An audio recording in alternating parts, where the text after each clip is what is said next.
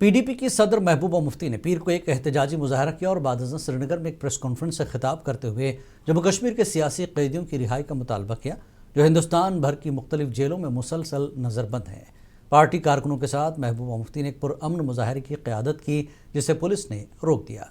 उसके बाद सहाफ़ियों से खिताब करते हुए उन्होंने हुक्काम पर इल्ज़ाम लगाया कि वो एहतजाज के उनके जमहूरी हक़ को दबा रहे हैं।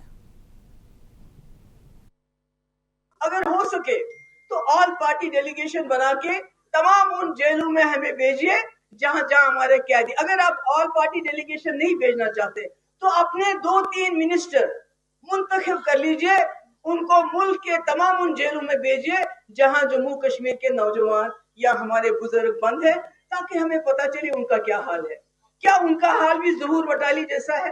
क्या उनका हाल भी शबीर शाह जैसा है या अमीर जमात जैसा है कि बीमार इतने ज्यादा है कि उनके घर वालों को अदालत का दरवाजा खटखटाना पड़ा तब जाके उनको इलाज मिल रहा है? ये बेचारे तो वो भी नहीं कर सकते। तो मेरी यही मुअद्दबाना गुजारिश है उमर साहब से।